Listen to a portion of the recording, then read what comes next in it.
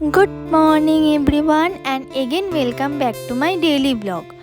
आजकेर ब्लगटा एकटू अन्यरकम कारण तोमरा प्रत्येक दिन आमार ब्लग देखो और आमाके देखो आमी अफिस जाচ্ছি अफिस थेके बाड़ी आसছি बाट आजकेर ब्लगटा एकटू आलादा कारण तोमरा सकलेई जानो आमी घुरते एसेছি।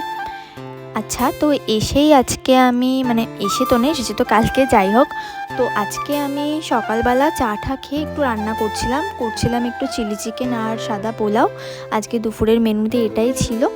আর হ্যাঁ আমি জানি চিলি চিকেনের সঙ্গে ফ্রাইড রাইসটা ভালো লাগে, বাট ফ্রাইড রাইসের জন্য যে ভেজিসগুলো লাগে না ওগুলো বাড়িতে ছিল না, আর অনেকটা বেলা হয়ে গেছিলো বলে মানে বাজারে গিয়েও কোথাও পাইনি।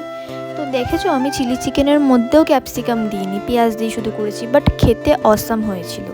তারপরে একটু স্নান ধান করে নিলাম, নিয়ে স্কিন কেয়ার করে নিলাম। স্কিন কেয়ার করে নেওয়ার পরে এখন দুপুরবেলা আমি খেয়ে দিয়ে একটু রেস্ট করব।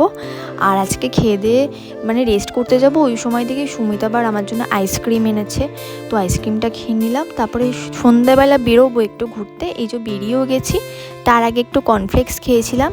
এখন আমরা যাচ্ছি একটু চায়ের দোকানে, মানে একটা ধাবা মতো বলতে পারো। ওখানে গিয়ে তো সুমিত খাবার অর্ডার করলো, আর আমি তো এখানে দাঁড়িয়েছিলাম।